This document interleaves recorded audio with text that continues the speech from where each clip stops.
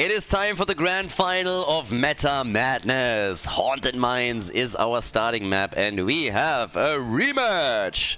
The Saboteurs made it. They made the losers bracket run possible, and they were able to take down Team Ash on the final map, which was actually pretty incredible, because for a long time it didn't look good for the Saboteurs, but here we are. The Akatsuki have been patiently waiting in the grand final after the winner bracket run, and now it is time for the final best of 5 match at Meta Madness. 22 heroes are banned for the entire event, and every single hero can only be played once within the same series. So as we're going from game to game to game, the hero pool shrinks, and teams are forced out of their comfort zone more and more and have to adopt their picks. We've seen Shogal, we've seen Gazlo, Murky, Nova, Butcher. They all have been played. The only hero that hasn't been played at all yet is Valera. Valera hasn't been played in the qualifiers. She hasn't been played in the playoffs. And we've not seen Probius in the playoffs.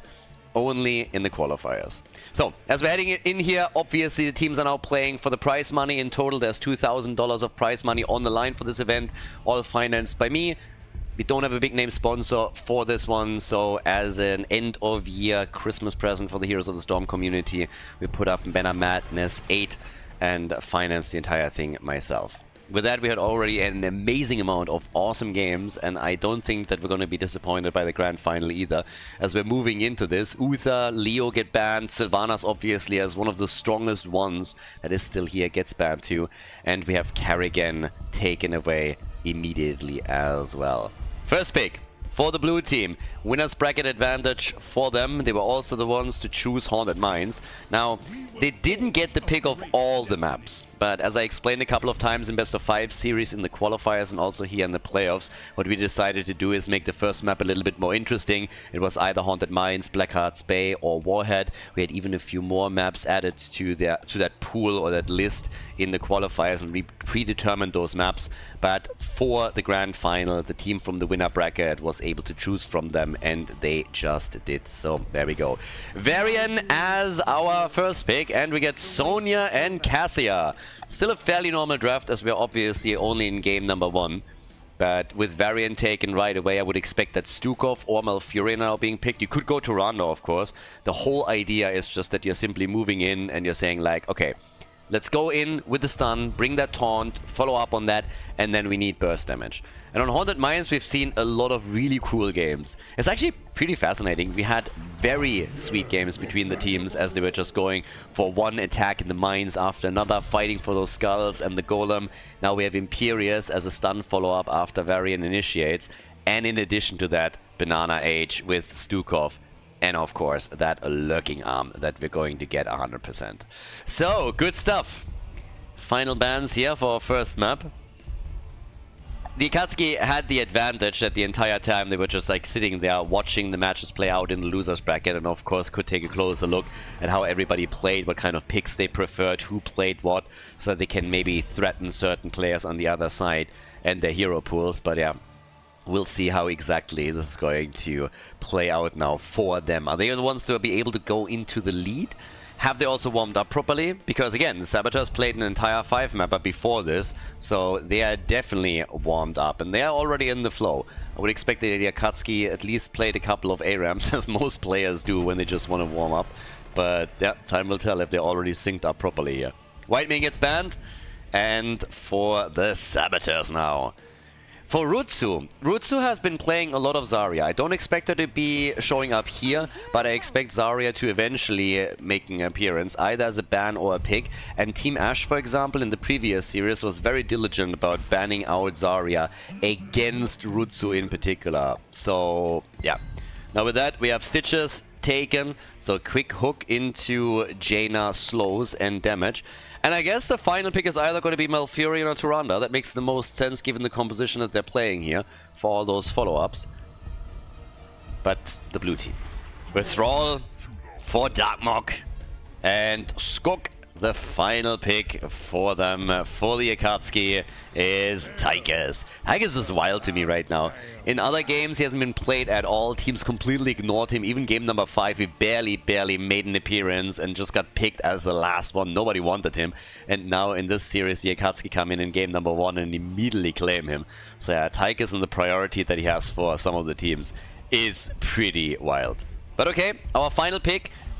Pretty straightforward, I would say. Tyranno, Malfurion, those seem to be the best options. And they go Deckard Cain instead. Okay, Deckard Cain. Final pick for game number 1 as we are heading into Haunted Mines, everybody. The grand final starts off the Akatsuki against the Saboteurs. On the left side, in game number 1, the Akatsuki with Ultralisk on Imperius. Darkmog plays Thrall in the first game of the series. We got Skork on Tychus, Masquerade on Varian, and Banana Age is playing Stukov. On the right side of the map, the Saboteurs with Dainu and Cassia. Yasu plays Deckard Cain. We get Rutsu on Jaina, Hazops on Sonya, and Bad Benny is playing Stitches. Get those hooks in. Get them quickly and wreck everything that they connect with. So, don't have the choice yet for Sonya, but that's going to happen in a moment. On the other hand, trolling Thunder for Thrall, so not going for Crash Lightning or any shenanigans. We're going standard here. We have also Lurking Arm build for Stukov, and at the bottom of the map already, the Boomer group is starting to move in. Hazu is sitting at the top. Has by now going for some slam talents, so it's going to slam it up a little bit, but the action at the bot lane is currently happening with Stitches looking for that hook and see what exactly they're doing here. So, aggression is already starting to come in as they are hoping to get a kill against Ultralisk. The hook is out! Benny trying to make a move. And, well, let's see what else they are going to get here. We have, for now, just a couple of opportunities to maybe connect a stun, follow up with a couple of hits. At this point already, Ultralisk in trouble himself as he's starting to move away from this. But yeah, Benny, he's the one that might fall first, and indeed he does. Pulls a Lauber quickly.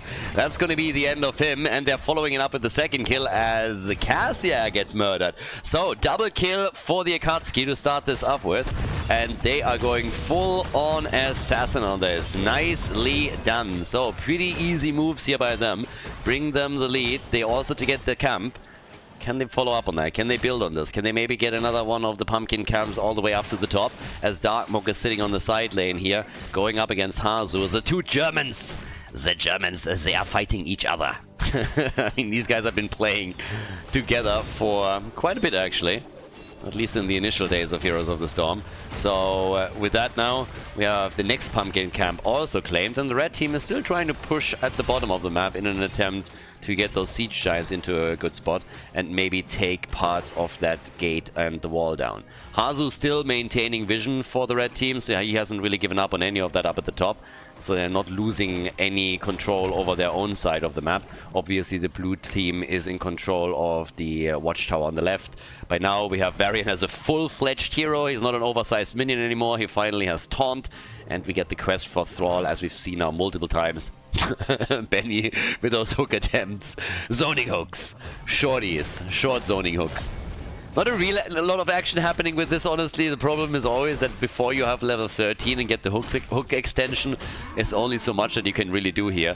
They also need to follow up on these bad boys when they connect. And with Deckard Cain, it's a little bit harder to pull off than when you have Malfurion or Tyrande. And talking Stitches, he gets taunted already, and damn, they are really going for him. Poor Benny. He was just walking around, minding his own business, and then they absolutely wrecked him. And now they're going for Rutsu, and that's another kill as Varian comes in together with Imperius, and they drop Jaina. So 4 kills to 0, and they have nearly an entire level lead as the mines open up, and the blue team is starting to take control of those skulls.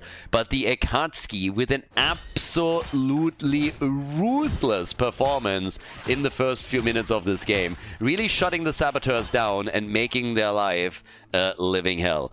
So they're starting to take the leads on the camp. We have the Saboteurs entering the mines too, trying to collapse onto Thrall up at the top, so still playing that little game around the entrances, but that also means they're losing a bit of time down at the bottom as a few more camps are being claimed by the Saboteurs. And they're ready for their team fight. It's level 6 versus level 6, Taunt against Cassia, big double connect with Imperius and his follow-up, and they get the kill. They get 1, they get 2, they get 3! They absolutely crush them! 3 heroes get annihilated within half a second. No chance for them to survive anything here. That's 7 kills to 0. Look at this, beautiful. I mean, he skewered all of them. Imperius came in, locked them down, they get the triple kill, and now they get all of the skulls on that first boss. Beautiful fight. And of course, it's also a talent advantage on top of that. It's insane. This is a massive golem that they can now run through the top lane, and it should result in the first fort getting destroyed. And they're not even stopping there. They're coming in again. They're looking for another target. They go for taunt. They go for stun follow-up. Thankfully for them, the potions are at least up from Deckard Cain. So Yasuo is saving the day for now.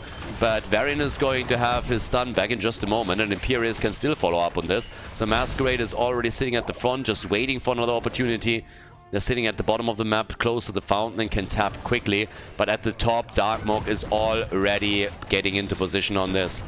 Has to be a bit careful and cannot die here. Ooh, my boy. I'm actually flabbergasted by the fact that they are going for a boss defense. Really? Not pushing with a massive, massive golem at the top, and now Darkmog connecting. He even survived. Darkmog with the IQ 200 play. He let himself be hooked by Stitches so that he was closer to him, so that there was no chance for him to miss his wolf. Completed therefore the level 4 talent, and then ran away, and it was all calculated in advance. He knew perfectly that there was no chance for Stitches to kill him, that he would have 20 to 30 hit points left. So yeah, IQ 200 plays here from Darkmog right at the beginning of this series. Really impressive. Now, 7 kills to 0, still not a single kill on the board for the Saboteurs. And the old man, Hazu, getting caught and killed. They're now going for Dino. Particularly the plays around Varian are becoming a real problem. He's coming in again. Another taunt available in only a second, but Masquerade is starting to drop a little bit low. But of course, there's the lurking arm. And there's the kill on Cassia. They are farming them. 9 kills to 0. The topside fort has initially not been destroyed by the golem, but obviously it's so low that it's now going to fall. An entire level lead that the blue team is now running, and they are making an absolute statement in this first game of the series. Now, to be fair to the Saboteurs, this isn't over yet. We're still very early in the game, but there will be a level 10 ability in a few more seconds for the Akatsuki. And once that they have that, they should be able to push for the bottom fort, for example, maybe force a fight around the camp, and the Saboteurs will have to be exceptionally careful until they have their own heroic abilities. So yes, not easy by all means. We get the second helping, the Gambit quest on level 7 now for Stitches. Level 10 abilities are there, and the problem really is the timing, because the next skulls are appearing soon. Darkmog sundering, and there's finally a kill. They get the kill at the perfect moment in time, but there is a follow-up, and Hazu just gets murdered. Still a good trade for the Saboteurs, no denying that. Bit unfortunate, of course, for Thrall, but still a decent position overall for the Akatsuki. But that kill alone gave a lot of experience to the Saboteurs. I mean, look at this. That gave 820 XP. 1 kill alone. That is absolutely gigantic in comparison. And the Akatsuki, yes, they can now go into the mines first, but we will still see the red team with level 10 abilities in time. Yeah, and we will likely see a dead Stitches. Benny is going to get attacked. There's the taunt, there's the stun follow-up, there's one potion after another, but the ult is out from Imperius, and bye-bye Stitches. Yes. Oh, Jaina! Jaina in trouble! And with trouble, I mean she's running out of hit points. Yeah, that's a chronic condition that they have right now. Jaina has a chronic lack of hit points that gets ruthlessly exploited by the blue team, who now have 13 kills to 1, and then again take the big lead on those skull stacks. 20,000 damage for Tychus. Jaina is funnily enough the top damage dealer in the game with 23,000. Doesn't really help them. It only helps you if you're able to also get some kills with it. Padding the stats alone is just not enough. But now we're going for the golem right away. And this is where the blue team, or the red team, has really decided that they want to make a bit of a stand. So they're coming in on this one and are trying to actually win at least some of them. 61 stacks for the blue team as they're coming in for Jaina again, and Jaina gets deleted. She's not having a good game. She's spending more time dead than alive. Big wolves from Darkmok again as he's zoning them out completely. Plays the game around the entrance. They go for Stitches. They take him down once more. And it is honestly ridiculous how well coordinated the Akatsuki are playing this. 15 kills to 1. I mean, are you kidding me? 15 to 1. Guys, this is the Saboteurs they're playing against. This is this is crazy. The Saboteurs have won by far the most qualifiers. The Saboteurs were the team that took the #1 spot heading into the playoffs. Easily at that. And now they're getting farmed, absolutely farmed. The Akatsuki are playing Heroes of the Storm Whack-A-Mole. Whenever a hero pops his head up, he gets immediately slapped and slapped hard. So this is absolutely crazy that the blue team is able to make such an incredible statement here. They are really farming them. They're playing Heroes of the Storm Pokemon or something. You gotta catch them all, and they're catching them time and time again. Now they go for Stitches once more. It seems like this time he might be able to survive here. But they are honestly breaking through the red team like hot butter through cheese. They are melting them, at least until now. And then the caster curse hits, and it hits hard because they lose Imperious and Varian. Finally, a little bit of an opportunity to bring this game back, I'd say. But 2 forts have now been destroyed, and they got a 5-man that golem down at the bottom of the map because it is starting to destroy their gate as well. That's a big fella. 77 skulls against 23. Thrall is defending at the top. 1 tower is down. Another big slam nearly takes the entire wave apart too. It's still a 1.5 level lead between the two teams. And of course the kill count is just incredible. 16 to 3. Yep. Haunted Mines. Always a bit of a special one. But this one is just nuts. Yeah. Padding the stacks a little bit. Skork also just crushing the numbers with Tychus. Every time they go into a team fight and he just chunks down Stitches. That's a big win for them. But okay.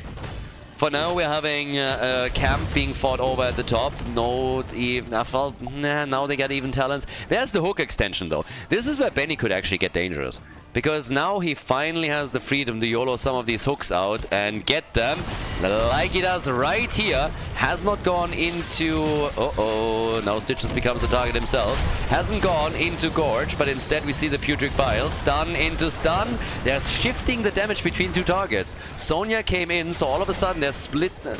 Well, they didn't target the same hero anymore. They split the damage between the 2 of them, and that obviously didn't really work out. Now Masquerade is just on the run and gets attacked by Hazu again. There's the taunt. Hazu might have overchased this a bit too much and nearly dies to the grenade of Tychus. Darkmok with a few more pokes and stuns, but here comes another move for Thrall, and he is dead. Finally, with those hooks on 13, the red team is able to get a little bit more here. But honestly, it's also partly the mistake of the blue team because they were focusing between not only Stitches but also Sonya instead of just taking one of the 2 out, which would have been possible for them. Damage output is at 35,000 for Tychus, we have 30,000 for Thrall, 40k for Jaina, and now everybody is heading back down into the mines, into the lower levels in an attempt to go for the next set. There's a hook and another kill. Yep, the Saboteurs are back to business all of a sudden. This is exactly what can't happen. Good entrance control with a little NATO. So Deckard Cain is just lulling around here the entire time. And with them controlling the entrances, they are just able to get a kill after kill after kill, always staggering them against the opponent's team. And this will be a very solid golem for the Saboteurs. The Akatsuki having some troubles here. The hooks on level 13 were part of the problem. The last team fight wasn't as well coordinated as the previous ones. They still are, of course, massively ahead on structures. Both forts got destroyed on the red team side, whereas the blue team still holds control of all their forts and keeps. And as Dino's trying to defend here, there's still a couple of camps down at the bottom that could now be claimed by the Akatsuki. So if they get all of those skulls that are still available, then it's still a good golem for the red team, but it's honestly nothing insane. 36 to 64, that's doable. It's definitely defendable. I mean, it is golem number 3, obviously, so that's going to hit a little bit harder. But, well, there we go. 5 kills to 16. Golems are going to spawn up. And since they will push for keep, I guess the Saboteurs have to defend. I don't really see them attacking with their own golem. It's more so a question, how are the Akatsuki going to play this, if I'm honest about it. So, yeah. Level 16 talents make that decision fairly easy, I'd say. But the red team should get it in a moment as well. We now have Alpha Wolf, so the synergy with the Frost Wolf pack on level 4 is now there. We're getting the armor piercing rounds after Spray and Pray on level 13 for Tychus. And Cassia has now followed up with the Martial Law. But they're actually pushing with this. Alright, Lulnado not hitting. Dark Mog with a quick Sundering after he gets attacked initially. That hook was good, but it wasn't good enough. And now the old man is down. Later Boomer, he's gone, and so is Jaina. They go for Hazuops and they go for Dino. He at least gets a kill against Thrall, but it doesn't change the fact that they are now in a really bad spot. The rotation towards the top lane is happening. The boss there is still up. The golem exposes the keep and they can go for it. Down here, yep, they might lose the fort, but a fort against the keep, that's a trade that you're going to take all day, every day. And maybe they can go even further than that. Here's the push. Here's the potential to go a little bit further. But since it is only 36 skulls on that golem, they're retreating. Benny, yeah, nothing you can do here. Maybe annoy them, hit a hook, try and catch a target, but there's not going to be any consequence on this. 20 kills to 6. So they did incredibly well at this point. And down at the bottom, of course, the fort has fallen. They're starting to make a move now for the boss, but yeah, the golem is nearly destroyed. Alright, level 20. That's the next one that they're going to work for. It's an entire level lead that we have for the Akatsuki. They're still maintaining this. With Siege Giants on the map, they're now going for those, trying to boost their experience a bit further even. The next objective going to be announced soon, TM, and then I can try and make a play for the next one. Maybe even with level 20 if they're going to get that far. So time will tell. But as is, we're now having a pumpkin camp about to be claimed. The red team is trying to force the fight at the top as they're pushing for the remaining fort. But they're already positioning themselves, expecting a flank. With the exception of Jaina. I mean, they got the watchtower, of course, so they know what's happening there. Stukov is the only one that hasn't died yet, by the way. He's the only one that hasn't fallen yet, and Hazu dies again. Hazu gets murdered. Here comes Sundering. They try for Dino once more. Pudric Bile is on the ground. They're trying to retreat here. 5 versus 4. Stitches gets hit, and they turn it with another fantastic stun combo from Ultralisk onto Jaina, Deckard, Kane, and Stitches. 5-man team wipe. They take the team out, and that's the opportunity to go for game. This is it. This is all she wrote. Huge battle. Big victory for the Akatsuki, and they are pushing onwards to take the victory in game number 1 of the Grand Final Series here at Meta Madness 8. The blue team with a big W on our starting map on Haunted Mines as they're just crushing the Saboteurs with 25 kills to 6. GG, well played. Before we head into game number 2, make sure that you subscribe to the channel if you haven't done it yet so you don't miss out on any future content here on Khaldor TV. Infernal Shrines, map number 2 in our best of 5 series here at the Grand Final. The Akatsuki have taken the lead. The Saboteurs got caught with their pants down apparently. They didn't really expect that. It was brutal, honestly. We had so many insane lurking arms from Stukov, and also Ultralisk with Imperius just followed up on every single engage from Varian and got multiple hits in with stuns against several heroes on the other side. It was pretty incredible.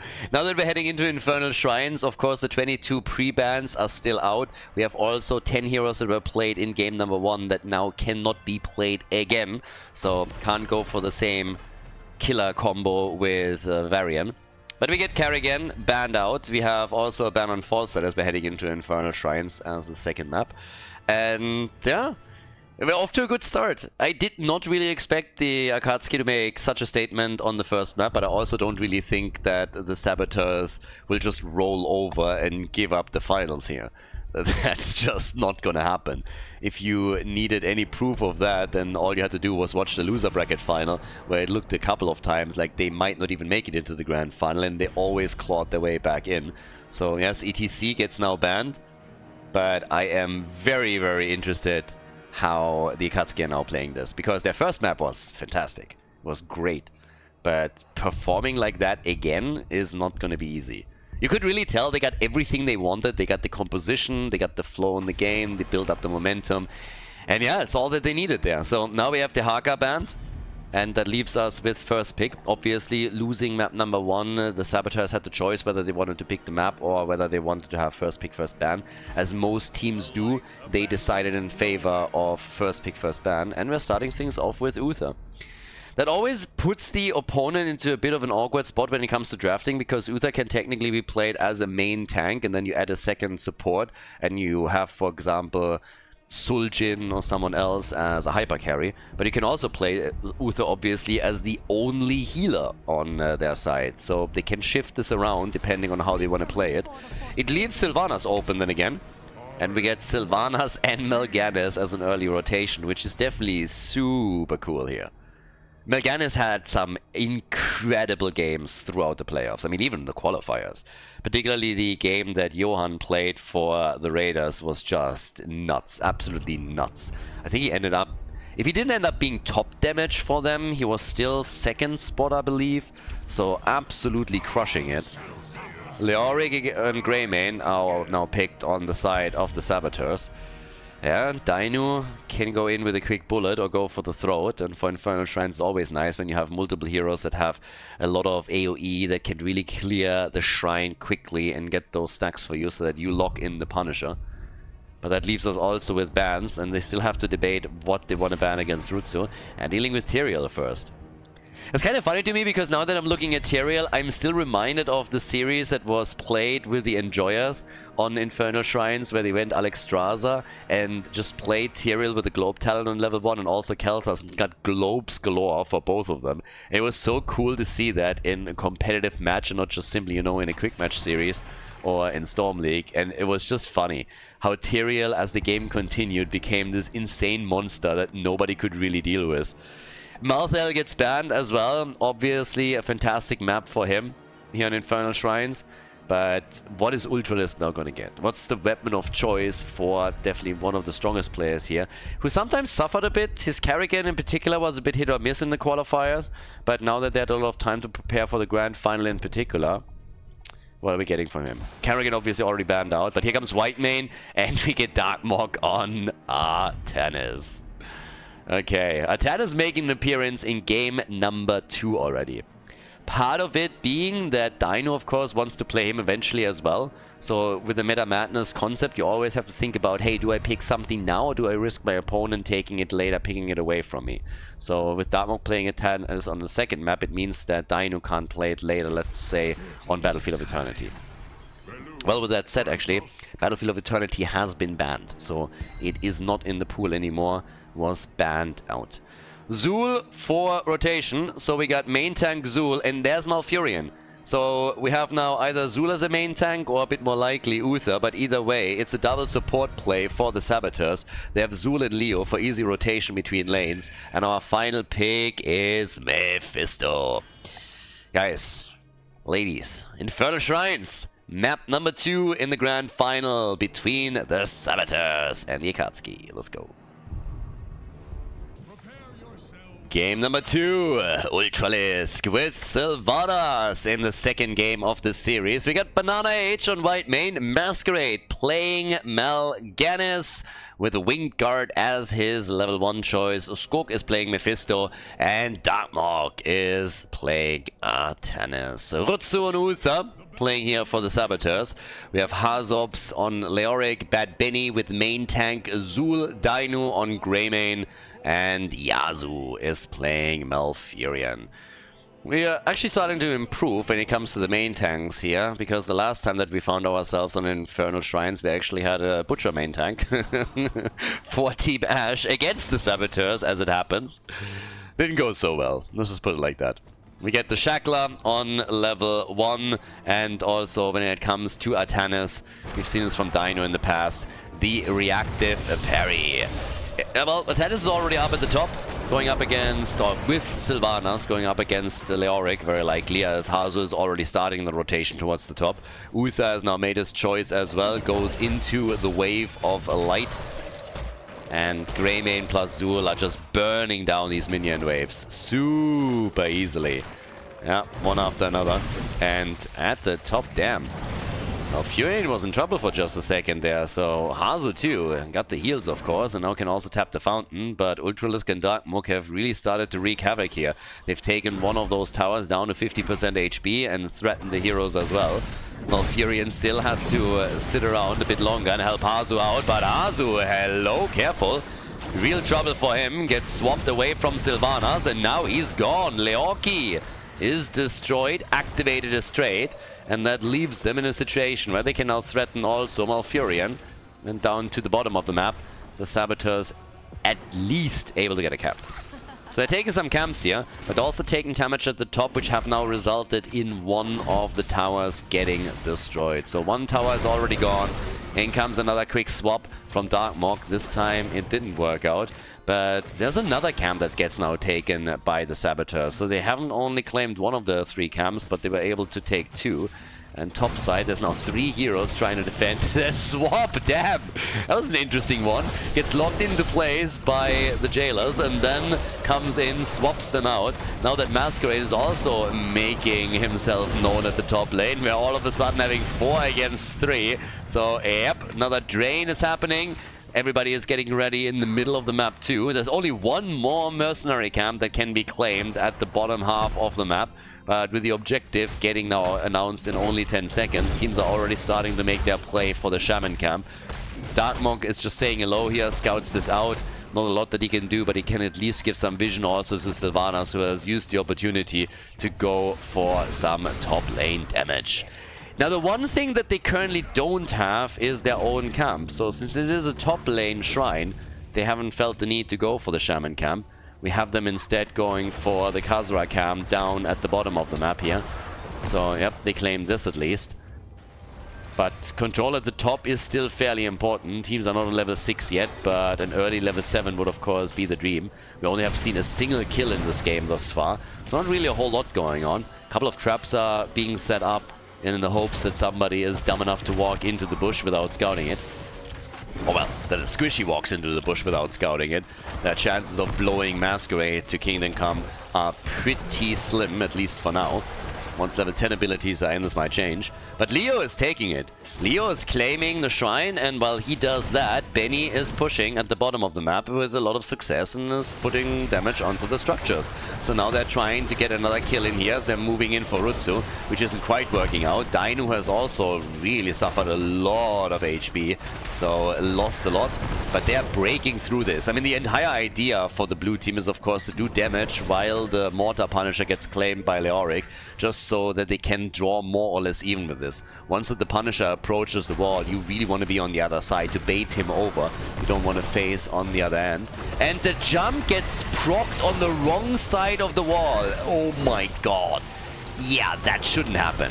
That's real bad news. Now that Punisher is going to maximize its damage, the entire wall gets destroyed, and even the fort itself is going to lose hit points.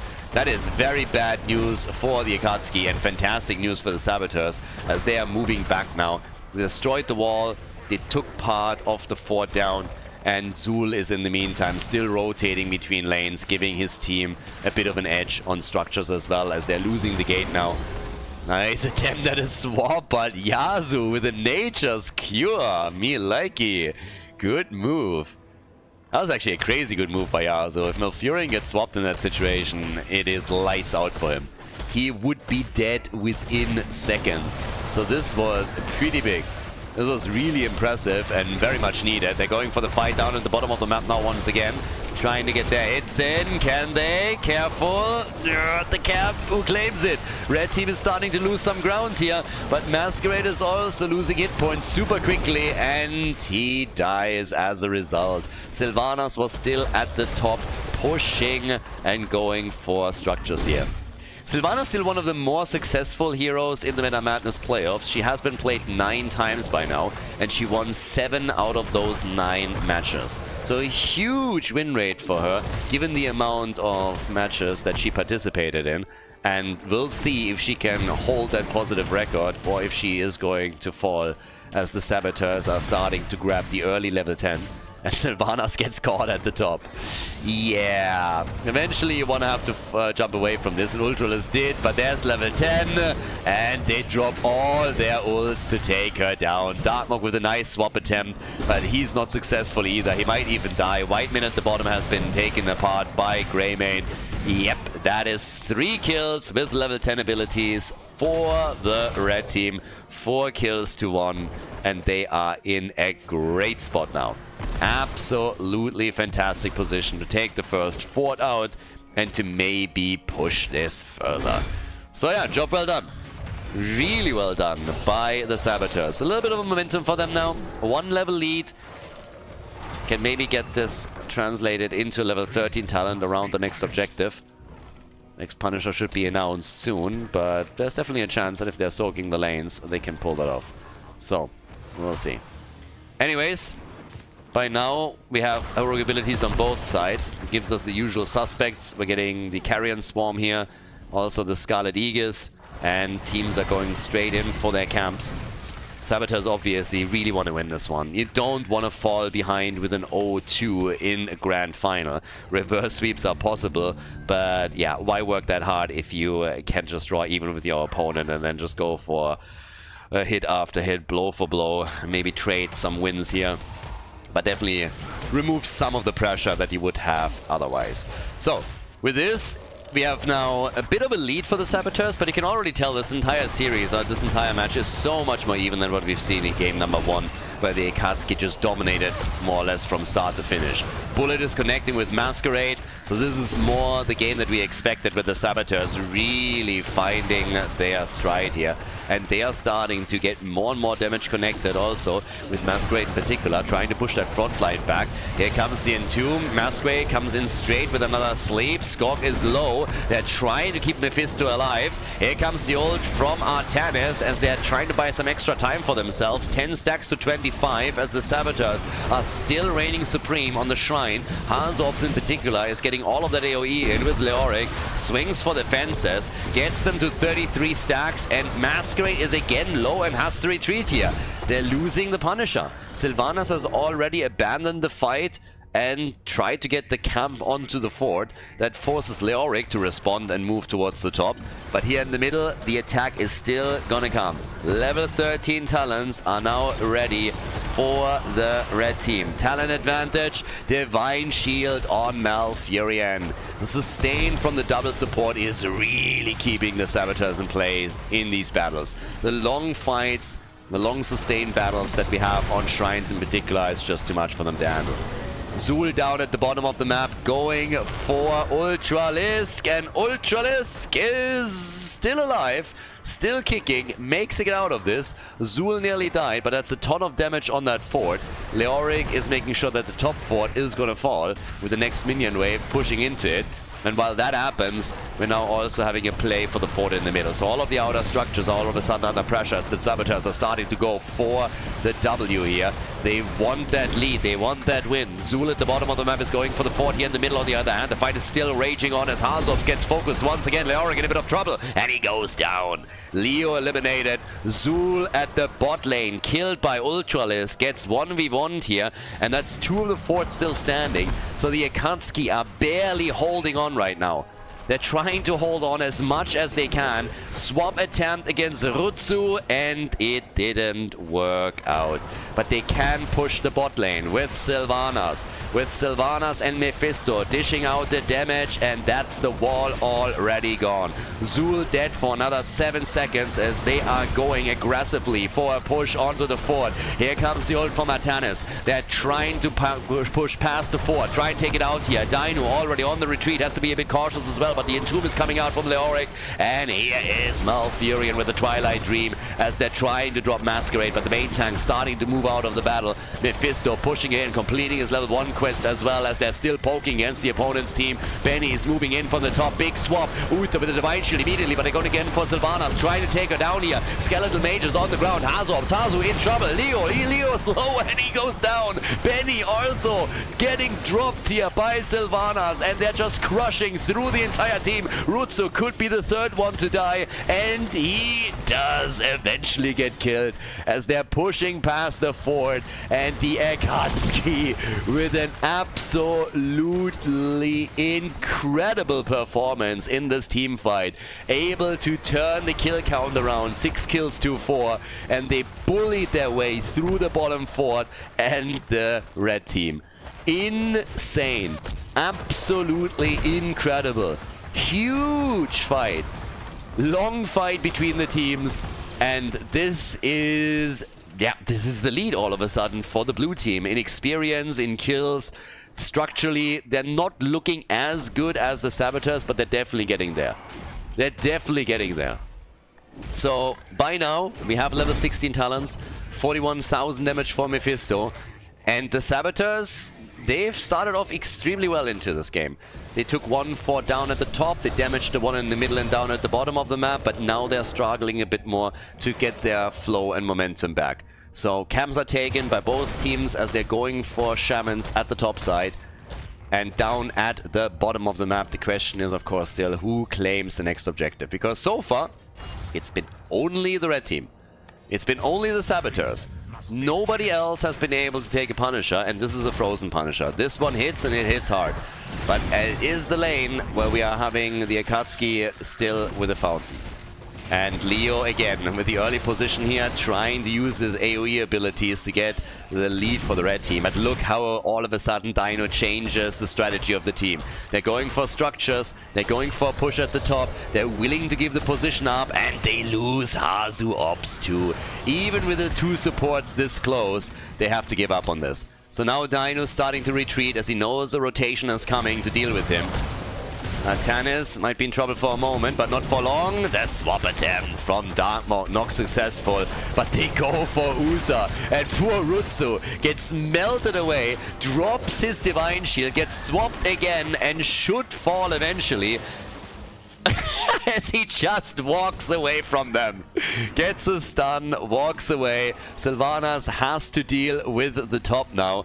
And at the bottom of the map, Zul has pushed it back too. But damn, this is such a different game all of a sudden. I love how the entire map has been an endless back and forth fight between the two of them. Now they go for Hazu again, and he gets out of the fight. But he barely made it out. 43,000 damage for Greymane, and we got 47,000 for Mephisto. With 35 stacks to their name, they're obviously going to be able to take this. So now it's going to be a frozen Punisher at the bottom of the map, and they can maybe take down a keep. That would be the dream. Taking a keep right now would be the dream, but Leo is trying to push at the top. He's trying to force somebody to retreat. Force somebody back and make them defend. And of course, with all the wave clear that they have on Zul and Leoric, they might be able to pull that off. The added info is that, well, level 20 is getting closer and closer for the Saboteurs. So as they are pushing, The keep at the bottom of the map is getting attacked. And guys, even core is not out of the question, because Sylvanas can make this push so much more dangerous. And if they get kills here, there is a chance that they're going to be able to go for the core too. I mean, look at this. That Punisher is still at 90% of its HP. 90% hit points right now. The keep is about to be gone. If they can get a kill here, 1, maybe 2, then it is lights out for the Saboteurs in this second game. Already Greymane in trouble. The core might take some damage. I don't think they can end it. Maybe they can pull it off. It all depends on whether they can net themselves some kills or not. Hazu is low, but he escapes.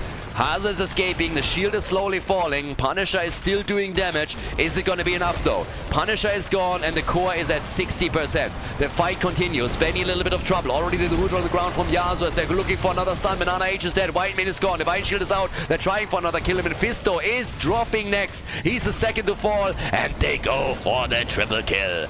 The triple kill is in. They're gonna get the entire team.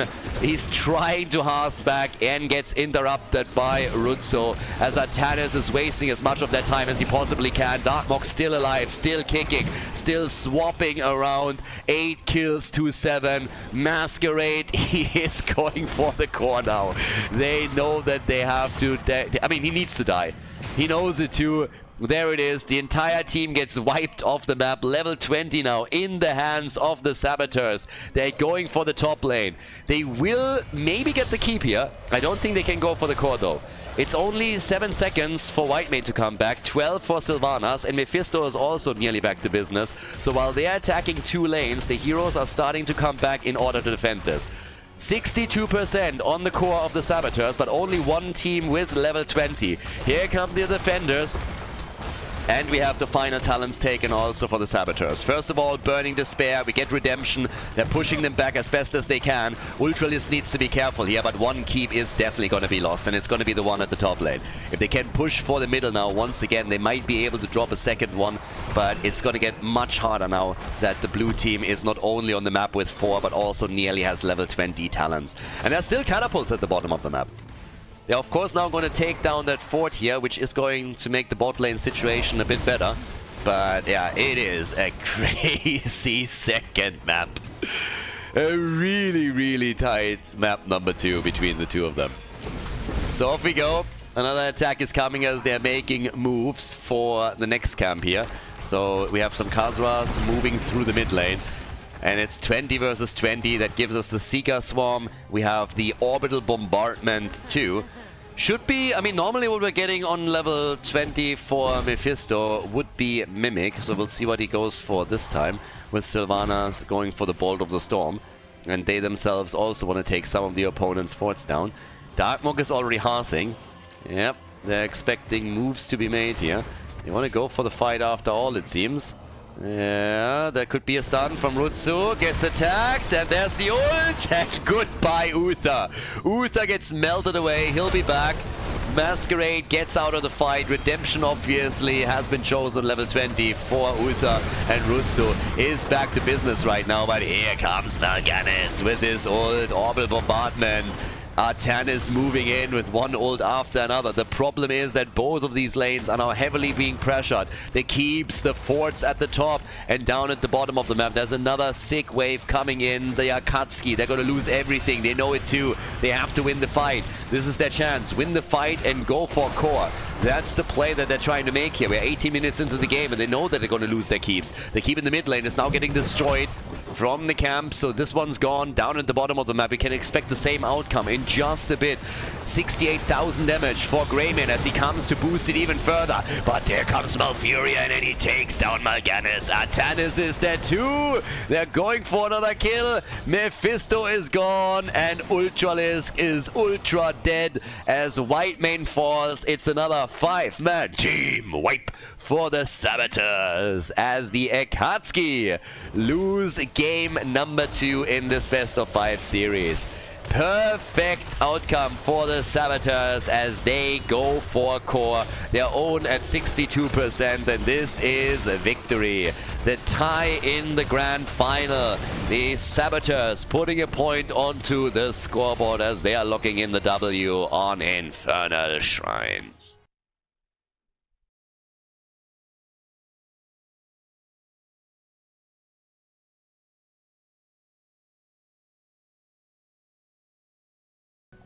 We're off to a real good series. We have a tie in the best of 5 at the grand final, and our third map is Tomb of the Spider Queen. So again, a quick reminder, 22 heroes are banned, 20 heroes were played and cannot be played again. Meaning we have now 42 heroes that are unavailable to the teams as we're heading into the third map.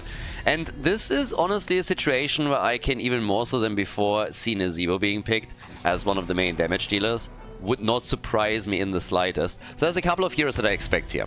I think Nazebo is a very good choice of being chosen. I think we could either get Khaldor or Gul'dan, one of the two. And I believe that Hazu, if he can get it, is going to play Rexa. There's a couple of heroes that at this point you just anticipate as staples within a series. Gul'dan already getting banned, so that leaves still Khaldor up for grabs, particularly if one team is starting to draft a composition that is centering around them getting stuns. I mean, Karrigan here coming in for Ultralisk as a first pick. That is, for example, one. So, yeah. For me, the question would also be, Mei, Deathwing, okay, so they're starting things off with some control as well, and Deathwing is chosen by Hazu, meaning that Rexa is at least not going to be picked by them. Still expecting Nazebo to make an appearance, if I'm absolutely honest. Nazebo is just great overall on Tomb of the Spider Queen, and the deeper in the best of 5 series you are when Tomb gets played, the more likely the chance of him being picked. So, or banned. Obviously, another choice. Ana is in, and so is ETC. Okay, now it gets really interesting here, because now we have ETC with a power slide into a Karrigan stun, and this puts us into a spot where we could see Khaldor as a follow-up, we could see, again, Nazebo. So there's a lot of options. If you're going in this, and if you have also Ana to just nano boost, yeah, okay, Khaldor gets banned immediately as a result. Gravity lapse after a stun chain is just insane. They didn't ban Ana against Banana, so now Banana picked Ana because Ana's Banana is pretty bananas, and well, yeah. If you've ever seen Banana play Ana, then you know that Banana's Ana is bananas. That's why ban Ana is a solid strategy against Banana whenever he wants to play Ana, because, yeah, he's just bananas. So, him on that hero, what is he going to nano boost? I mean, technically, if they wanted to go for it, they could also, like, drop off Fia, I suppose. But I would still think that somebody is going to get the Witch Doctor into the house, and you can, of course, nano boost him as well.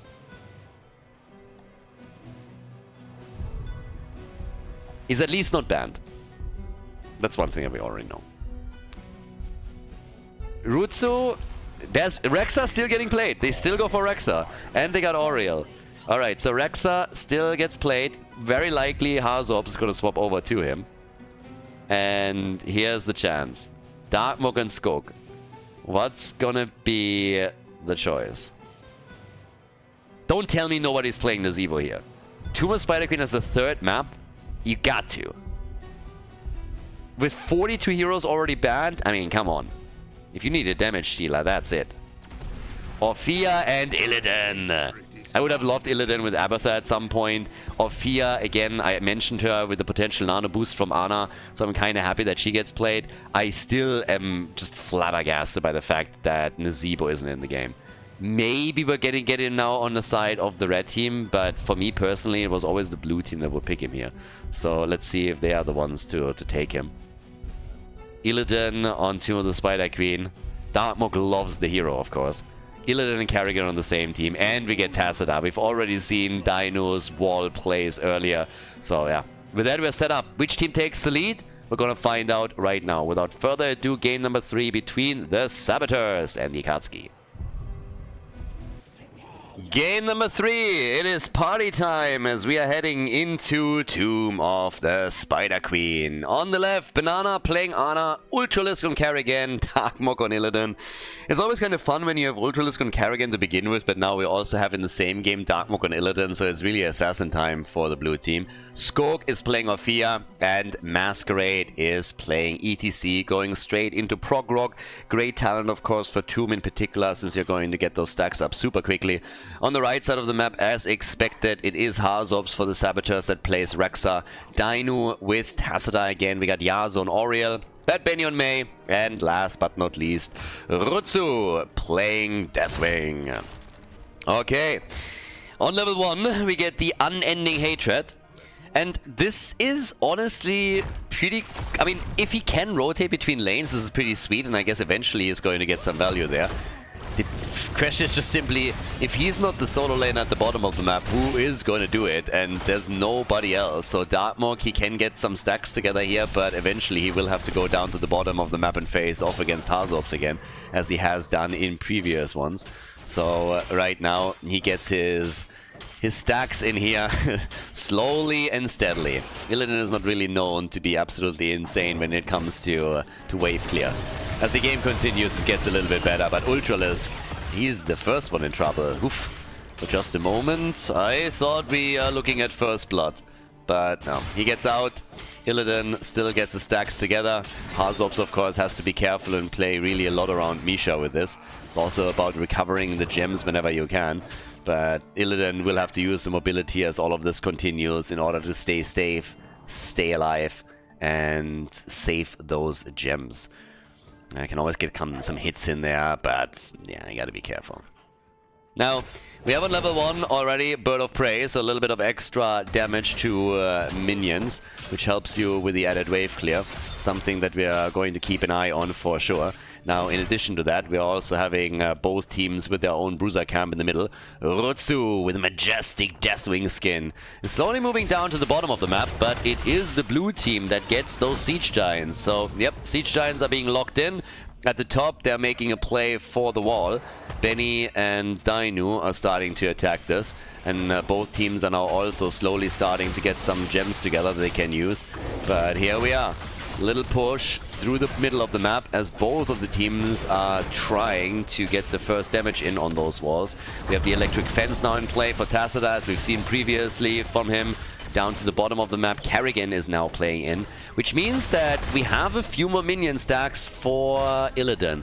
Now, Illidan is obviously always a hero that thrives in the mid and the late game. The more forts get destroyed and the bigger the distance to safety gets, the better for him. You really want to leech onto a target and chase it down, and this is where he thrives. So we're going to see more and more from him as time continues. But it is about his level 1 talent, it is about him getting the damage in, and of course if you leave him alone on a structure, he's also just going to demolish it. And we see it here in action as the first tower is already down. Gems still have not been turned in by either one of the teams, but Illidan now in the middle and is going for a few more stacks. So, yep, he is getting more and more and more as they're now moving in for Misha as well. So that's 10 stacks for his level 1, and he's chasing Khaldor pretty much immediately. Kerrigan, though, she's first blood as she gets hit, so Ultralisk goes down. And in the top lane, yeah, a bit of damage against Dino too, who obviously is also the generator for Oriel here. She's going to try and whip the Akatsuki into shape. Illidan again with a couple of hits off against Misha. Masquerade is here too. Rutsu, of course, fairly safe against those stun chains that will be executed.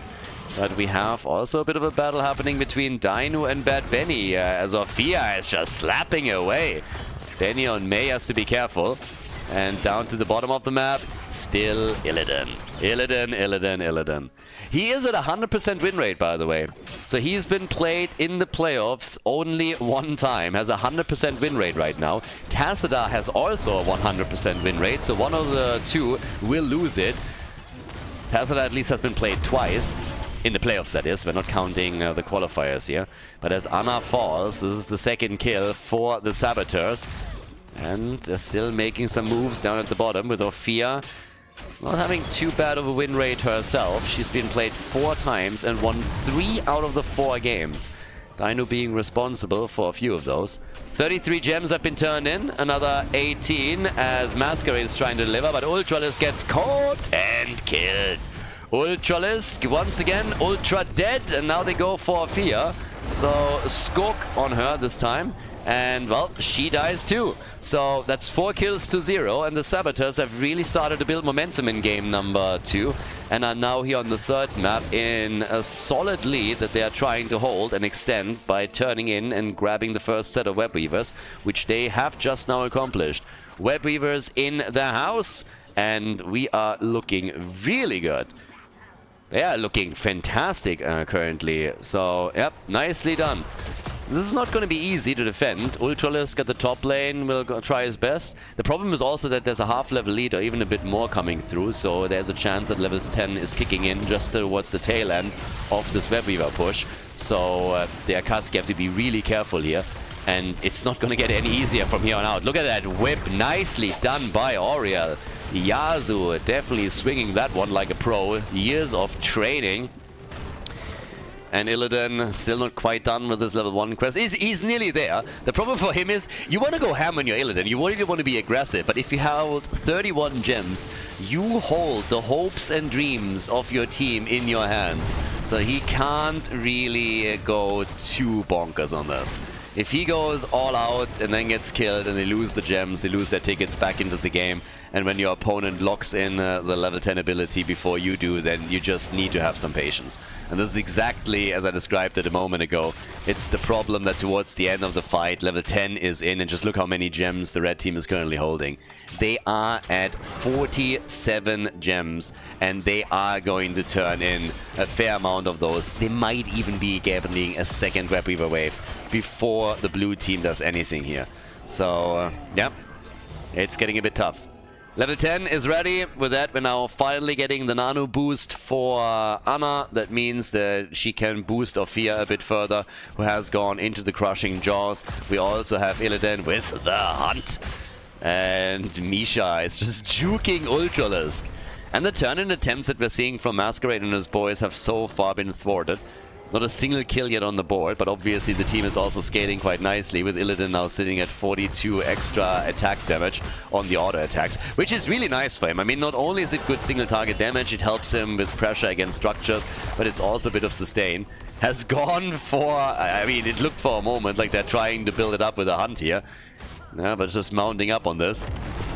Darkmok has 39 gems. Jesus, they hold 92 in total. They really need that turn-in. They really do. They kind of need a double turn-in, honestly. This is... yeah. This is getting really dangerous. Darkmok is dodging out on the stun, so good for him, but the problem that they're still having is that the red team now has a turn-in available themselves. There's 68 gems in the hands of the Saboteurs, so they can go for that double turn-in. Another whip, and Masquerade slides out. Just able to slide away from this. As down at the bottom of the map, Anna was attacked. Illidan is now moving in together with him. And while the blue team is still struggling to turn gems in, they hold 100. We have Hazobs delivering another 15. This is getting really difficult. The Saboteurs are about to get another turn-in. And with 100 gems in their hands, just imagine one or two of these heroes dying. Masquerade is just sliding out. The fence is coming down time and time again. Now they're going for Ultralisk, who himself is already holding 24. The combo, Aegis, making sure that nobody dies just yet. But Benny is still not out of the woods yet. And here comes the ult from Ophia. But they cannot get the kill. And instead, it is ETC that falls. Darkmok has 81 gems. That's a lot of bling bling. If he brings that home to his girlfriend, she's going to be very happy about that. They try for a turn-in, I guess, but Darkmok just doesn't stand a chance there. So he picks up even more, but gets stunned out once, and the red Webweavers, they are indeed descending again. Job well done. The blue team is in real trouble as we're getting the second turn-in a row now for the Saboteurs, and they have 5 kills to 0. It includes a level 13 advantage that they now hold, and still not a single kill. Not one kill for the blue team. The Akatsuki, I mean, they're struggling. They're supposed to be professional assassins, but yeah, they're having a tough time here. 23,000 damage for Ophia, 22,000 for Deathwing. The fort in the middle gets destroyed within seconds, and down at the bottom of the map, I don't see a bright future for this one either. Even with Ultralisk now trying to defend, this is just not happening. He also has 25 gems, so he needs to retreat too. Illidan at the top lane has already realized that he is toying with fire. That's 86 gems in his hands, and they are losing every single fort. Every single fort is going to be destroyed. Am I lying? Nah. With Rutsu coming in, they're going to get this one as well. So, yep. This one gets destroyed too. They need a turn-in. They're getting just played to the wall here. Illidan is at 50 additional damage on his level 1, which is really neat, but they have to pick a fight. They have to take a fight eventually and win it, or they're gonna get murdered here. The stun combo doesn't connect with Yasuo. If they could kill Oriel, this would be so good for them. But yeah, they gotta do something. The attacks are still coming. Illidan is trying to turn in and gets interrupted. He has 91 gems. They hold 137. 137 gems in their hands. There's already the wall, and Darkmorg, no! Hunt something! Hunt on the minion! Yes! No, not that close! A little bit farther away! He needs help, and he needs it quickly! Deathwing is coming, he's trying to dodge them, and he's dead! No help! No assist! Nobody doing anything here! Now they're losing another 60. Yeah, they're done for. They're absolutely done for. Holy shit. They lost more than 100 gems. Ophir dead, Ana dead, Illidan dead. More than 100 gems are lost. That is a disaster. An absolute disaster. 8 kills to 0. Ridiculous. Absolutely ridiculous. Just wow. Saboteurs, this is a little bit of a... I want to say this reminds me of game number 1, just the other way around. Game number 1, the Akatsuki dominated from start to finish. They dominated the entire game, and the Saboteurs... They made the Saboteurs look like chumps. And now, it's the exact opposite. Game number 2 was a fierce battle between the two teams, an endless back and forth.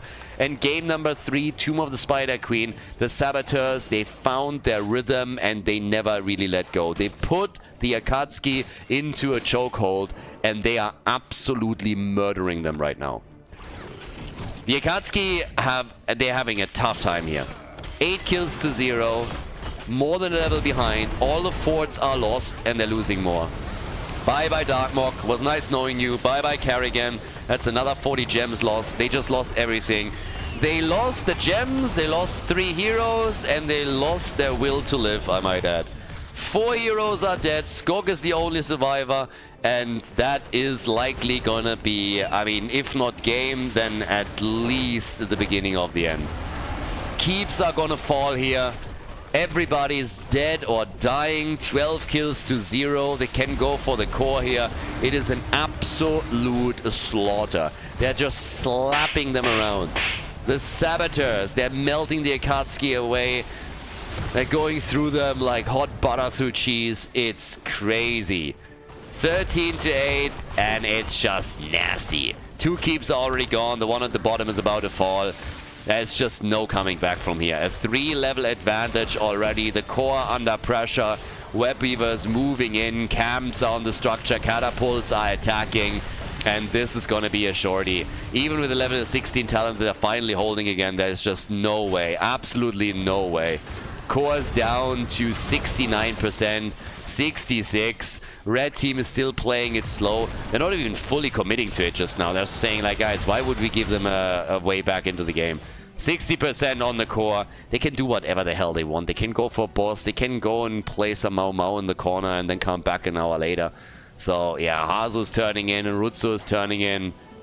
It's crazy. It's nuts. It's really nuts. They didn't want to fully commit to the core here. I mean, honestly, the fear is always that you're committing to an attack. It doesn't work. Your opponent wipes you while you are just having the core down to maybe 20, 15% or something. And then, you know, you just lose everything. But as they are going for super aggressive plays with an attempt to go for boss here, they're forced into a situation that they don't want to fight in the first place. So, yeah, that's an attack or a fight that the Saboteurs are totally willing to take. Particularly with the boss helping them out too. So, they're going for it. But the catapults are pushing. They're pushing for the bottom keep. The camp that they claimed as well. Here comes the Kerrigan combo. Maybe finally an opportunity as already Illidan is sitting straight on Tassadar. And Bad Benny is trying to come in here. Can't do anything. Catapults are moving through the middle towards the core. Down at the bottom of the map, the Siege Giants are going straight in for the final keep of the game. Dino is low and gets murdered by Ophir. Finally a kill on the board. Finally, some daylight Yeah, but then Ophia dies, the core is still getting attacked here by catapults, and siege giants at the bottom of the map with a raining catapult are doing damage. Those catapults, of course, griefing as usual, but the keep is still losing hit points quickly. We now have level 20 talents in the hands of the Saboteurs, and with another 16 gems, they're edging closer and closer to another turn-in, whereas the Akatsuki haven't even gotten a single turn in this far. Yeah, it is not looking good. It is not looking good here. Ultralisk gets attacked again and gets stunned out and nearly murdered. Banana is keeping him alive for now, but the question is simply for how long. Misha gets crushed. The bottom keep has been lost. We're 16 minutes in, and every single lane is pushing against the Akatsuki. I mean, a quick reminder, they have not destroyed a single fort yet. Not one. Not a single fort. Now, I gotta admit, if they come back here, that would be the comeback of the century. And Illidan is sitting at 71 stacks on his level 1, so that's a lot of auto attack damage that he has here. We have him with 26,000 damage. Again, it's a single target damage, so it doesn't matter too much. But they're still trying to fight. They're still trying to make some plays. ETC gets caught again, and Masquerade might fall. Yeah, feign death from Rexa. Nicely done. Illidan with a quick hunt and gets killed instantly. He just gets popped. Popped in a second. Illidan, he came, he saw, and he died. Veni, Vidi, BG.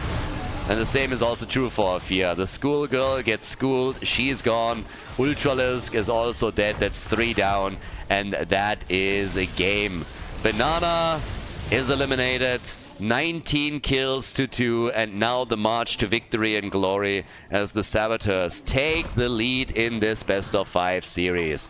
They move in for the core here on Tomb of the Spider Queen. They take the core down, and that is it. The lead in this best of 5. The Saboteurs, they initially fell behind, but now they were able to win 2 in a row as we are heading into game number 4 of the grand final of Meta Madness.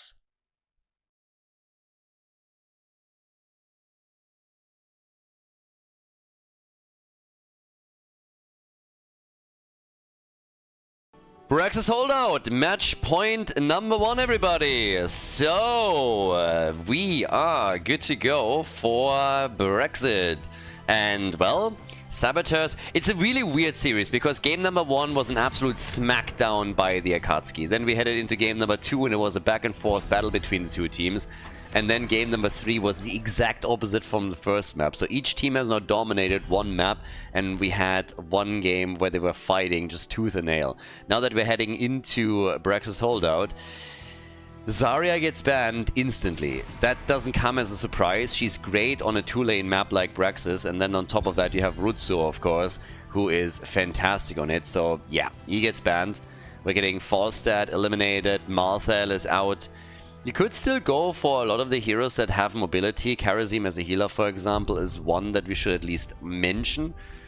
Abathar, I would love to see some kind of wild Abathar combo on this map. I just don't really see it happening. But I am very eager to see what's happening on Braxis, because this is game number 4.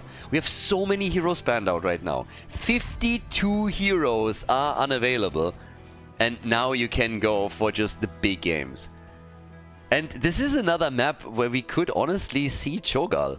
Cho'Gall, maybe Ragnaros on the top lane. You could go Phoenix here, of course, as well. So, yeah. This could get wild very quickly. I mean, very, very quickly. Tyrael as an opening hero for Masquerade. That's a lot of mobility that he has on that, so I love it. And here comes Cho'Gall. Of course they go Cho'Gall. It's Braxis after all. Let's go.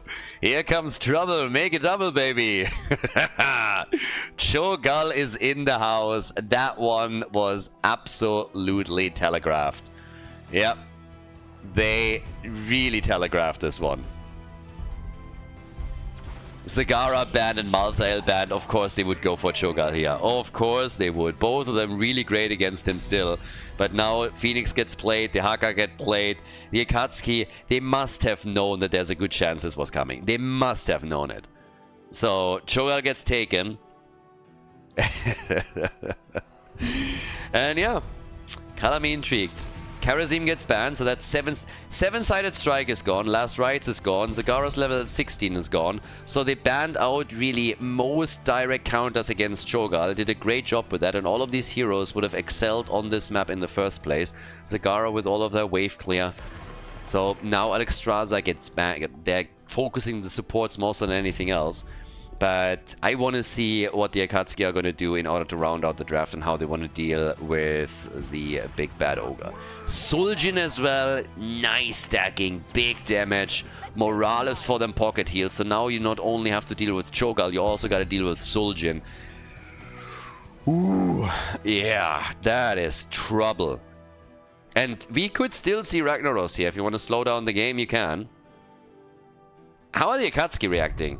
I'm honestly more afraid for them than anything else now. So, yeah. Here comes Kira. I don't see it. Kira and Tyrande. I don't see it, guys. I absolutely don't see it. Saboteurs, they have the draft, in my opinion. I mean, it's always hard to tell in Meta Madness, so I'm gonna be honest. But Suljin for stacks, Morales for the pocket heals. They just need a good side laner. And this is looking solid. Saboteurs with a great draft in my eyes. Very dangerous one, if they make it into the mid and late game at least, that is. They need to stack Suljin, obviously, in order to make it happen. They need to have a good Cho'Gall performance. And now they have Chen played by Hazu. Braxis, everybody. Game number 4. The first match point for the Saboteurs here in the grand final of Meta Madness. Let's go. Game number 4, match point number 1 for the Saboteurs. They could crown themselves the champion right here, right now, with Darkmog on the left side, playing the Haka for the Akatsuki. We have Skok on Phoenix, Banana with Tyrande, Ultralisk on Kira, and Masquerade is playing Tyrael. They need to win this. If they want to have a chance to take the title, they have to win it now in Force game number 5. Over on the right side of the map, the Saboteurs with Hazops on Chen, Yasu on Morales. We got Dino and Suljin with Recklessness as per usual. Bad Benny with Cho, and Rotsu is playing Gal. This is a pretty sweet draft. The question is a bit on how exactly they are going to lane it here. But the issue is that not only do you have to deal with Cho'Gall, you also got to deal, of course, with Suljin. Suljin stacking into the late game would be an utter disaster for every single frontliner here. And we've seen him come an utter beast on other maps. So we'll see if they can do it here. But already the attack is happening. We have a 2-3 split. Cho'Gall is pretty much soloing the bot lane. And all the way up at the top lane, the 3-man is doing their thing. I mean, in an ideal world, you're denying Dino stacks as best you can, but even that is going to be tricky. So as this game continues, they are going to start pulling ahead there just a bit. On level 1, we have an adjustment. We get the two-shot aura from Tyrande. So it gets a lot more damage for them now. And they're already going for a kill against Suljin. Of course, the pocket heal is there, but Dino survives. Gets some extra stacks in. They were not able to get the kill, and that's already bad news as Cho'Gall is bullying the bot lane. Going up against Skokia, who has to work with his shield mechanic. That's the interesting part when you're playing Phoenix on this map, on Brexit, that you are still... There's a... Ooh, that is big. Nice. Alright, that's one way to start the game up. But yeah, Phoenix is a really nice solo laner on this map because you have a sustain, you have an escape tool. You have a real big amount of tools that you can use in order to make Phoenix work as a solo laner, so you can be a little bit more flexible. Dino surviving here, by the way, is just a meme. I mean, really, Yasu is just like healing, getting those shields out, and now we have 6 stacks for Suljin on the baseline. But that was huge from Morales to save Suljin in that situation. But yep, Hazu's getting attacked now too. They're getting a stun out. Not sure if they can get the kill, but they're trying. Hazu is low, but he gets those heals, and this time Suljin should finally fall. Suljin goes down, and that's 3 kills to 0. The Akatsuki, everybody, opening the game up with a bit of a bang. The draft, I like it for the Saboteurs, but the way that this is playing out now is very, very good for the blue team. And the rotation is still coming, with Ultralisk using Kira to a fullest extent. Kira does not really have a good track record here. She has been struggling, particularly in the qualifiers. When she gets played, she usually just doesn't win, to say the least. So yeah, Kira has played 5 times in the playoffs and she has won a single map. 1 map out of 5. So yeah, not looking good for her. If you add the qualifiers to that, her win rate is even worse. But at least here, she's been doing some work. So once again, they're trying to go for Cho'Gall, and they're switching over to Suljin and take him down too. So they get the kill against Suljin. That's the second time that he has fallen. 6 kills to 4, and all of a sudden the Akatsuki, not only are they about to lock in the big Zerg wave with 100%, Chen barely avoided that from happening at the top lane, but they are moving through that bot lane too. So Masquerades and his boys, they're doing a great job here. And we haven't seen a kill yet for the Saboteurs. Now, there's obviously the little caveat that we still have to throw out here. From the beginning, I said that this is a composition for the red team that will do much, much better once that we're hitting the mid and the late game. Once that Cho'Gall is gaining a bit of momentum, once that we are in a situation where Suljin is stacked a little bit better, then this draft is going to get incredibly difficult to deal with. Right now, this is the easiest time that the Akatsuki are ever going to have. But they're doing well with it. They're gaining that advantage that they need, and they need to build that momentum. And this is something that they're currently trying to pull off here. And yeah, they are getting a very nice lead. It's going to be a big Zerg wave for them, 100% against 18. So they have a chance to take down that bottom fort. And once those forts are gone, that means the fountains are removed. Sustain is lacking for your opponent as they're trying to go for more beacons later in the game. So this is a huge opportunity right there. The Akatsuki need momentum, and they're doing everything in their power in order to accomplish that goal. Arcanite access for Suljin, so he is trying to stack it up on those as well. We get the Augur Rampage, and we get the Fire Starter. And they gotta start a fire here, because they're losing ground. And they need to start that fire quickly. Because right now, they are losing fort number 1. That's a fountain gone. Kira, whee! Coming in, swinging like a little girl. And they try to go for Dino again. And Dino is low. And Yasuo, he is just sitting there healing, healing, healing, healing, healing. He's just trying the entire time to keep all of them alive, like a group of chickens. And, well, at least the Panda is a little bit funner at the top, since Hazops is in a spot where he is very much so alone on lane and can start to slowly take this one out. So, over here, camps are now taken. Yeah, trying to take this one out very, very quickly. 6 stacks for Suljin on his level 7. 17 stacks on the baseline. He has his range increase now, so this makes things a lot easier for him. And again, 1 fort lost is not too bad yet. It becomes worrisome when you start losing keeps. Then it's a real problem. But we are not even on level 10 yet, and Dino has done a good job with his damage output here. Now again, this is early. It's all before level 10. But we have Gal on 19,000, and look at Suljin. Suljin is at 18,000 damage already. He's really been bringing the damage numbers here. And as Darkmog is missing the Tong, that's a few more connects that Dino gets, and as he is stacking his quests up, he's going to turn into that killing machine that we all know. He's already top damage in the game. He's even ahead of Cho'Gall. He's top damage right now. He has been killed twice, and even with those 2 deaths, he is already working the numbers in. So they gotta put an end to this quickly, the Akatsuki. They cannot play into a late game. They just can't. Half a level until the blue team gets level 20. That's of course one chance that they have to pull a bit farther ahead even. And down to the bottom of the map. Still Cho'Gall trying to defend against Darkmog here. Yep, there's the drag, and all the way up at the top. Now they're trying to make another move for fort number 2. And there's level 10. So this is the opportunity. Judgment, of course, and with Judgment they can go for Morales. It's much easier now to try and catch Yasuo out of position when you have an engage like this. Hey, even the Haka's coming in at the top now as they're trying to make a move here.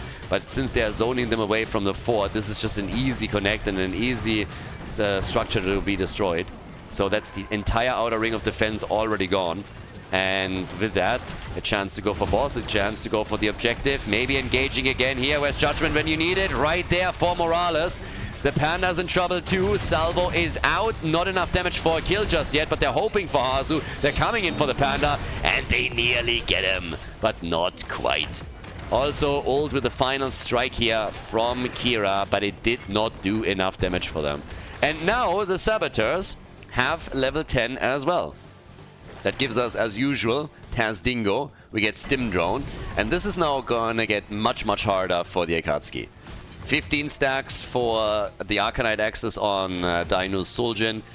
Nothing crazy. But the 23, that's a bigger deal. 23 on the baseline. So once that he's done, once that he's on 30 at least, he's gonna get the double swing.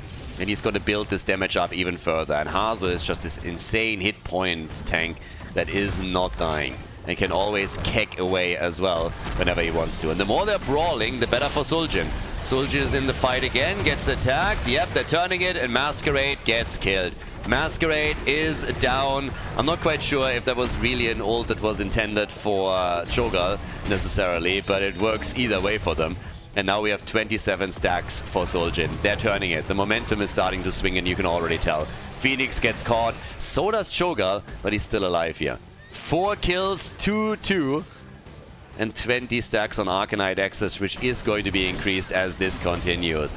Once again, Cho'Gall is the target, and the more they're focusing on Cho'Gall, the more Dino can stack without even being in danger. And that is the real trouble. It's just so difficult to shift your focus here. Because in your mind, you're going for Cho'Gall. You want to have that double kill. You want to take him down. But then at the same time, you have Suljin sitting straight behind him and using all of that space and time, all that freedom that you give him to stack up his quests. And that turns him into an endless killing machine, hitting the mid and the late game. And we're already there. I mean, he's getting closer and closer to the completion of his second quest reward. And once he has that, he will get more stacks on level 7. He's, of course, going to continue and build those auto attacks up even more. But by now, it's 36 points on the objective. More hits are coming. There's the engage. But immediately, Morales is ready for the heals. Morales gets the heals out. Dino still with a few more hits. But they cannot take both of those beacons. It's absolutely impossible for them right now. So, yep, beacon progress is again activated just before they're taking over down at the bottom of the map, but they're now sitting at 48. And the attack over here is coming, 29 stacks. Dino is getting close. Very, very close. And his damage output is, of course, reflecting it too. He's at 33,000. He's easily overtaking Cho'Gall in damage. Now, for a time, this might get changed, but there's the quest completed, so now he has the double swing on the Arcanite Axis as well, which is making things even more. I mean, they want Axe, they're getting Axe. They're getting a lot of Axe. There's Axe everywhere. It's actually insane how much Axe he has. He should have a backpack or something for all of those Axe. It's actually a little bit weird. Like, he always throws them away, and somehow they always come back. So yeah, magic Axes for Dino. But yeah, good luck. Good luck dealing with this. How do you brawl this one out? They can't out-rotate them. Well, they did it a little bit, I guess, with the Haka at the top now. That gave them 58%. So once that we're getting the next Zerg wave is at least not one team dominating it completely. But here's the attack again. They're trying for Tyrael, chasing Masquerade down a bit already. And he gets caught and killed. Masquerade pulls a Houdini and disappears, and the blue team is realizing that they won't have a good time in team fights. So instead, they move towards the top, and they're starting to take that wall down. Chen is the only one trying to deal with that situation, and honestly, he might not be able to do that all that easily. Because, again, he's all alone. Now, they're trading down at the bottom of the map as a fort gets destroyed, so it's not like the Saboteurs are just simply rolling over and doing nothing here. But he's already being hit. Once again, the nano boost, or not the nano boost, the stim drone on Cho'Gall, and they're getting Kira killed. But while this is happening, at the top, the keep is taking tons and tons of damage. Now, the Haka had to retreat and is helping out as they are going for the objective again. Phoenix might fall to Fat Illidan. I think he's going to die 100% because Cho'Gall is at the top lane too. So yes, Phoenix is gone, but down at the bottom of the map, the fight is also continuing, and Darkmok is currently being used as a pin cushing by Suljin. So yes, 78%. They're going to get this wave, but they are losing this keep at the top. Or are they? One more hit. Yep, it's gone. The keep is gone. So now they're down to a single key, but they're also going for the boss, of course. This is just insane. It's getting crazy here. 15 to 15. 5 kills to 4. Suljin at 42,000 damage. Nobody's even close to him anymore. Cho'Gath has to deal with the top lane, but down at the bottom of the map, they're still hoping to push us a bit further. And Suljin is just slicing, dicing, and trying to peel away the hit points from every single hero on the blue team side. They're breaking through that wall slowly.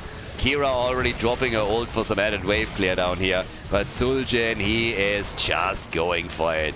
Darkmook is getting hit again. They're trying to zone them away. They know that Cho'Gath is missing, so they're trying to chase them. Judgment is in. They're going for the Keck, and even the follow-up stun from Tyrande can't seriously threaten Dino. He has 39 stacks on his level 7 by now. 36 on the baseline. And yes, the shield at the top is even losing a couple of hit points, but who cares? The position of that, I mean, it was honestly too good. All the forts are destroyed on the blue team side now too. They need kills and they can't get them. They can't get those kills. Level 16 is ready. That gives us let the killing begin, and Suljin has already begun that a long time ago.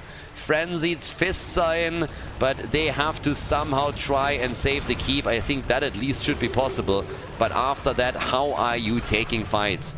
They need to somehow get a kill in here, and with Jhin barreling them away, with Morales just healing everything up within seconds, it's not happening. There's the barrel, Kira, whee! Dies, nope, dies, maybe, yeah, maybe not.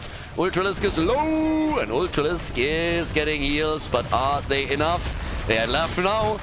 Ultralisk is still in play, but there's the kill against Kira and Tyrael, so both of them fall. They might get a Cho'Gath kill, but even that isn't happening because Yasuo is always ready. He's always ready, always helping his teammates out here, and now they're just ruthlessly going through their top lane, taking that keep out, and it's an utter disaster.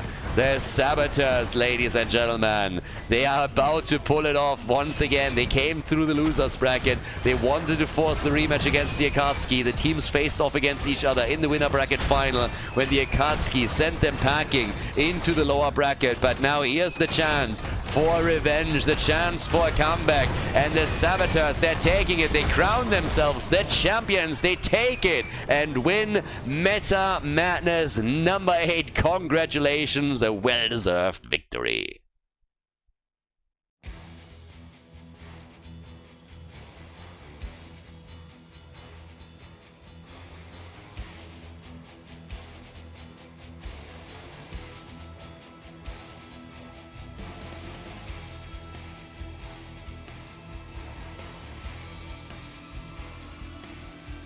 Thank you everybody for watching the video today. I hope that you enjoyed the show and the commentary.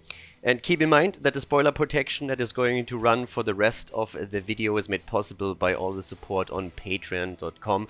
So guys, if you want to support my work, if you want to help me start new projects and keep the spoiler protection in place, please consider heading over to patreon.com/Khaldor. There's also a link in the YouTube description, and check that out. Thanks in advance, and see you guys next time with more esports coverage here on Khaldor TV. Have a great day.